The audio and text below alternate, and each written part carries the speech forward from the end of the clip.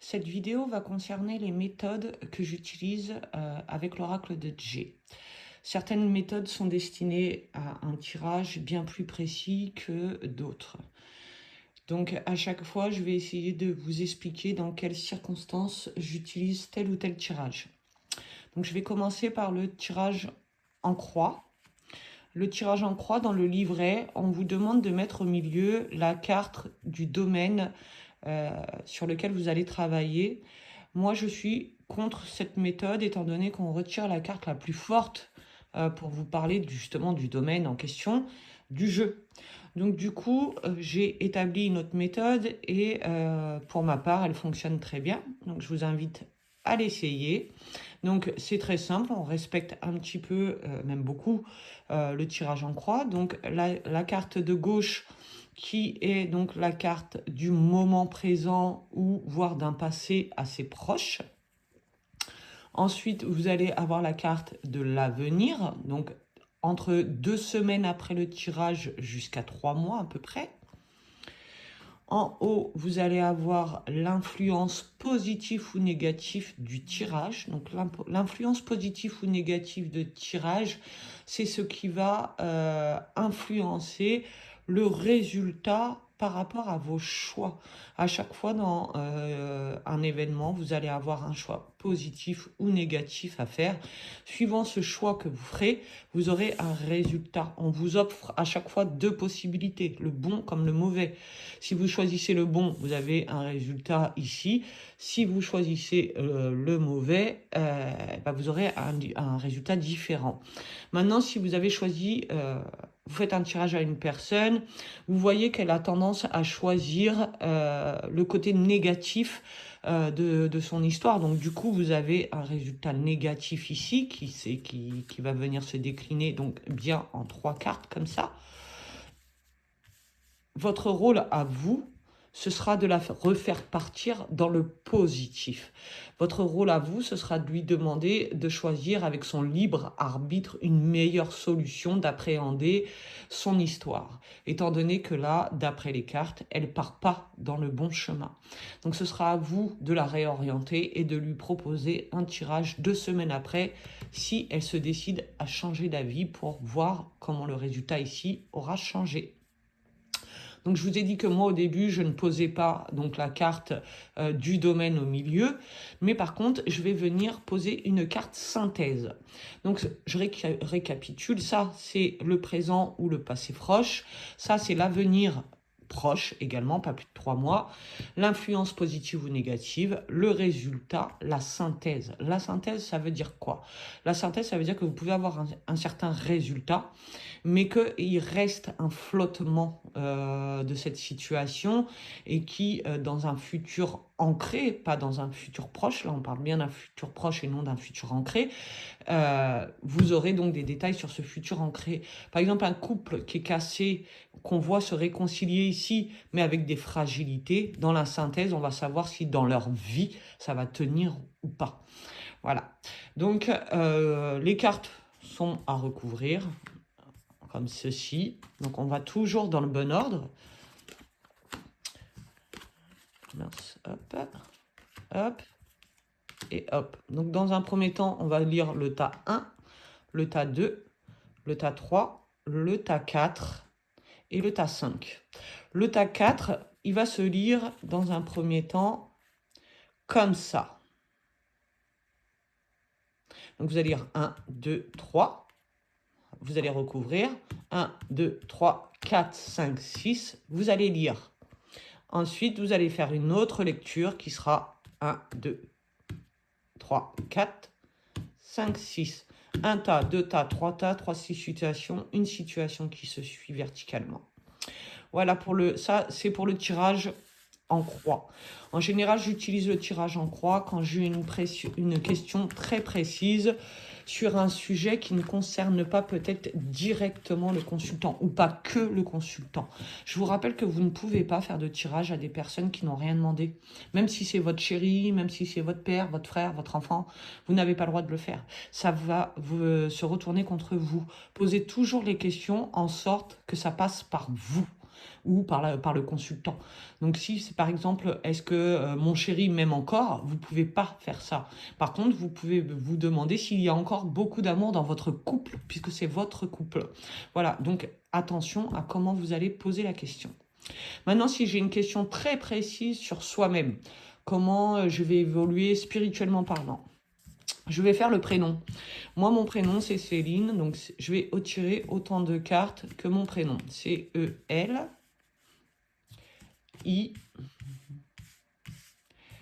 N, pardon, et E. Donc là, j'ai bien toutes mes cartes pour chaque lettre de mon prénom. Et quand je vais les retourner, alors là, il ne s'agit pas d'un tirage, hein, donc je ne vous fais pas d'interprétation, je n'ai posé aucune question et j'ai très mal tiré les cartes, vous voyez, ils sont à l'envers. Donc ça répond un peu à la question de Julie, il me semble, hier, qui demandait pourquoi quelquefois elle avait des cartes à l'envers. C'est parce que j'ai fait le mauvais geste, tu vois. Si j'aurais fait, par exemple, je te fais voir, ça, elle est à l'endroit. Si je pose ma carte comme ça, je la pose à l'endroit. Par contre, si je viens prendre ma carte et je viens la poser comme ça, je la retourne moi-même. Tu comprends? Donc, c'est important de bien venir faire glisser les cartes pour que quand vous les retournez, elles soient à l'endroit. Voilà. Donc, je reviens au tirage prénom. Donc, le tirage prénom, autant de cartes que le prénom. Et on ne recouvre pas les cartes, seulement celles qui méritent d'être recouvertes. Donc, les personnages. Je vous ferai une vidéo des cartes qui méritent obligatoirement d'être recouvertes, sinon elles veulent quasiment rien dire seules. Donc, quand je fais un tirage prénom, sachez que la carte qui est complètement à gauche fait partie de mon passé. On passe de mon passé et petit à petit, on va aller vers mon avenir. Donc forcément, ceux qui s'appellent Léa, par exemple, ils ont 3 cartes seulement. Ça fera passé, présent, avenir. C'est pas très compliqué. Quand vous avez un prénom plus long, quand vous êtes au milieu, à peu près, de vos cartes, vous êtes dans l'instant présent. Donc moi, mon instant présent serait à peu près ça. Mon instant passé serait ça. Et mon futur serait ça. Et on lit les cartes une à une. Elles ne se relient pas. Ça, c'est un événement, un autre, un autre, un autre, un autre et un autre. Voilà, parce que c'est des étapes de vie. Le prénom va vous donner donc des étapes de vie. Donc, si je voudrais savoir où en est ma spiritualité, mon don, comment je vais évoluer, ça, ce serait mon passé. Donc, on voit que j'aurais fait un travail avec une vieille dame, qu'aujourd'hui, j'ai mon enfant interne qui doute un petit peu de mes capacités, mais que cet automne, je vais recevoir quelque chose qui va me permettre de ne plus douter, donc, du coup, de mes capacités ou de me faire un peu évoluer, je reçois un cadeau. Donc, vous voyez, les cartes, elles se lisent par étape de vie. Donc, le prénom, il est vraiment fait pour un tirage très personnel, très centré sur soi-même ou sur quelqu'un de très précis qui a lui-même demandé le tirage. Attention, c'est encore très important que la personne ait demandé le tirage. Ensuite, je passe donc au tirage de la pyramide. Celui-ci, je vous l'ai déjà fait voir. Le tirage de la pyramide répond à des questions évolutives. Donc, par exemple, comment je vais évoluer à mon travail? Comment mon couple va évoluer? Comment ma situation de santé va évoluer, etc., etc. Dans toute situation évolutive. Donc la pyramide, ces cartes-là, c'est l'instant présent. Le futur proche, l'instant présent, c'est ce que vous êtes en train de vivre ou ce qui va vous arriver très très très vite. Hein. C'est maintenant. Les cartes, elles se lisent à la suite. Et elles se recouvrent. Donc, pareil, vous avez une première lecture comme ça et une première lecture, 1, 2, 3, 4, 5, 6. Et hop, hop, hop, hop, hop, hop, comme le résultat de la croix.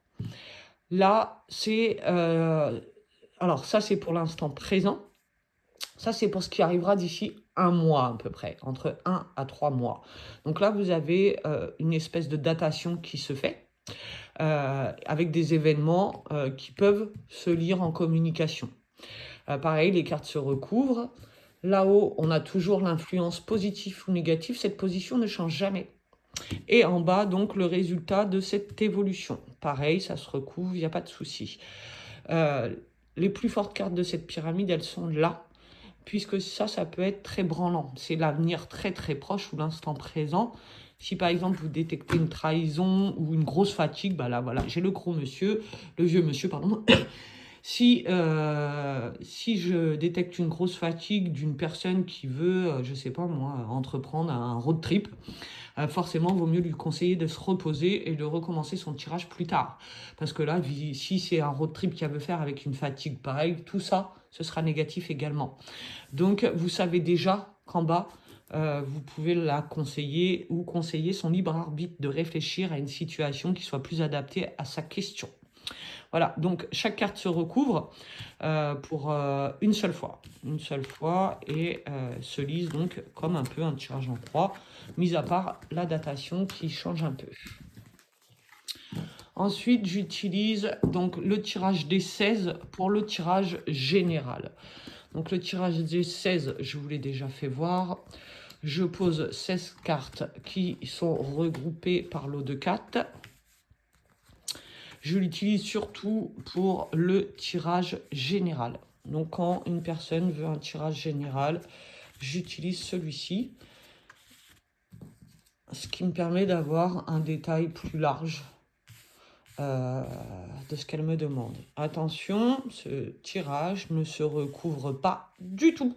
Même les cartes qui habituellement amènent ou appellent à un recouvrement, cette fois-ci, vous ne les recouvrez pas.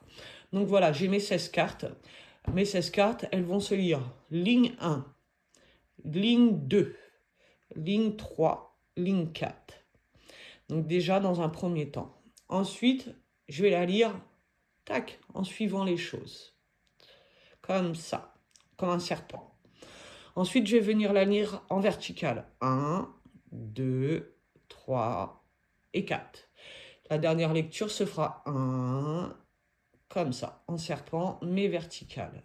Et ensuite, vous allez faire une lecture de diagonale, comme ça. Vous allez voir, ça se ressemble, même que vous fassiez des diagonales, des verticales, des horizontales, vous retombez à peu près sur le même schéma. Sachez que les 4 cartes les plus fortes de ce jeu, ce sont celles-ci.